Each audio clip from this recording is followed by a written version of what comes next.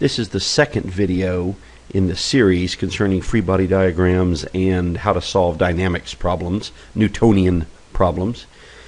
In the first video, we talked at great length about how to draw free body diagrams. In this one, we're going to talk about why we want to draw them, and my students will know, they will acknowledge that I am crazy obsessed about these free body diagrams. The reason is not just because I'm crazy, but it's because if you draw a free body diagram correctly, all the hard work is over. Everything else after that is plugging numbers into formulas and doing the math, and it's not even really hard math. So getting the free body diagram is so important. It is critically important to solving the problems.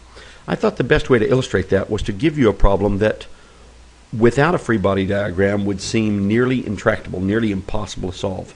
So here it is. A UPS man has to deliver some packages to a multi-story office building. He gets on the elevator on the first floor and presses the button for the 9th floor. While moving up, he is rearranging the packages, picking which to deliver first. As the elevator is slowing to a stop on the 9th floor, it has an acceleration of -2 meters per second squared. At that moment, he exerts a 30-Newton shove on a package with a mass of 50 kilograms. The package experiences a horizontal acceleration of 3 meters per second squared. What is the coefficient of friction between the package and the floor? Oh my goodness. This is a very, very tough problem to do without a free body diagram. We're going to draw one together here in a moment, and you're going to see that solving it is fairly trivial after that. So what I'd like to do is get my students to pause for just a little bit. That is, pause the video, and you draw a free body diagram, and then when you've got yours like you like it, go ahead and hit play and see if it agrees with mine. So I'll just be waiting while you pause. Okay, that's enough. Here's the free body diagram. It has 4 vectors on it. Weight pulling it down, of course we know how much that is. It said the mass was 5 kilograms, and it did not state that the UPS man was delivering these packages on Earth, but let's go ahead and assume that he was, which means the weight of the object is its mass times the strength of the gravitational field around Earth, and that we approximate at 10 meters per second squared, so that makes the weight 50 meters per second squared. That's this vector. Now this vector, the normal vector, so often we see that the normal force is just equal to the weight. Well, that's true if the thing is not accelerating up or down. This is. And I took the liberty of drawing the normal force as a little shorter than it normally would be, or a little shorter than the weight vector, rather. I did this because as he slows, the normal force is going to feel less. If you think about it this way, let's say an elevator is runaway, it's headed towards the top of the building, and when it crashes in the building, what's going to happen to that package? Well, it's going to fly up off the ground. When it's off the ground, the normal force is 0.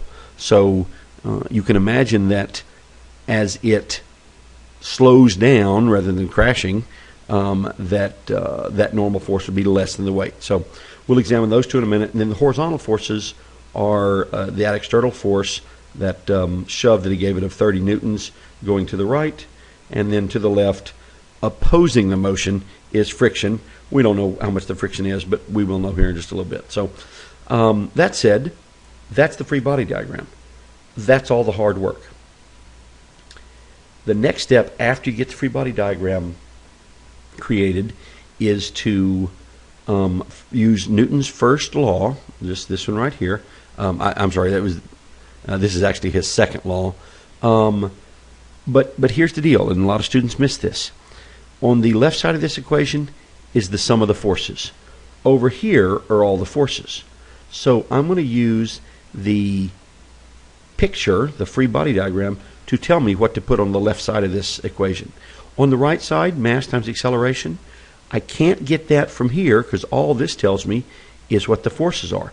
So the right side I have to get from somewhere else in the problem. You will find that it is right here, or perhaps in some problems that'll be what you don't know is some of the stuff on the right. But nonetheless, let's do that. This is vertical, so we're looking at these two vectors, the normal force and the weight force, and I'll go ahead and put all this down here at once. On the left side, normal force minus weight. Normal force minus weight, and probably all the students know, but the reason it's minus here is we rather arbitrarily picked that up would be the positive direction. We did that, well, in a couple of ways. One, we called this positive, and in a minute, we're going to go ahead and say that this negative meters per second squared, 2 meters per second squared, is pointed downward. That's, if negative is downward, then positive is upward. So anyway, so the left side we picked up from here, the normal force minus the weight, is going to equal to whatever mass this free body diagram is describing. Well, it is describing the package sitting on the floor, and it has a mass of 5 kilograms.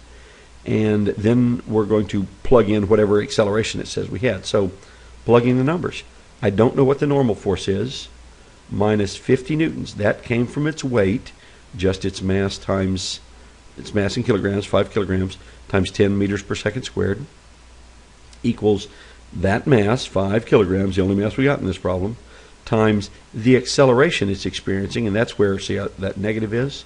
That's what it said here. It has an acceleration of negative 2 meters per second squared. So you multiply that out, it's negative 10. You bring this minus 50 over to the right side, it's positive 50. 50 minus 10 is 40. We have determined that the normal force in this particular problem at this particular moment is 40 newtons. Now again, if there was no acceleration, up or down, then you would expect it to be the weight. You expect it to be 50. So all of that stands to reason. Okay, that's the vertical part. So let's do the same for horizontal. Let me go ahead and, well, let me say horizontally, I look at the free body diagram again, and I see there's two forces here. I chose to draw the external force to the right. It does not matter which direction I drew it. The frictional force would always point in the opposite direction. So I've kind of assumed, since I know it will be accelerating to the right by the way I've drawn it, then to the right is the positive direction, because we're going to let this acceleration here be a positive number, because it is. So let me get it all down here. There it is. Newton's second law on this line. Once again, I use the free body diagram to populate the left side of that equation. The external force minus the frictional force. We know the external force. We do not know the frictional force. Is equal to the mass that we're looking at in this free body times the acceleration, in this case the horizontal acceleration that it has. And that comes down to right here. The external force was 30. Don't know the frictional force. The mass is 5 kilograms. The horizontal acceleration, 3 meters per second squared. And that's 15. You clean all that up and you get that the frictional force is 15 newtons. Okay, so we've now figured out the frictional force and the normal force. We are prepared to solve for the coefficient of friction. I've got it all right here in a nice pretty blue box. The equation, the fun equation, is friction is equal to mu. That's mu being the coefficient of friction. How hilly and valleyous, yeah, sure, the surface is. Friction is equal to mu times the normal force. To make the math easier, I solve for mu, divided both sides by the normal force, and then I just plugged in. The frictional force we got right down here was 15. The normal force we got right there is 40, and the coefficient of friction is 0.0375. Now, step back and look for a minute. The math is really simple. The difficult part came drawing this and then figuring out what to do, how to get information piled here into these formulas.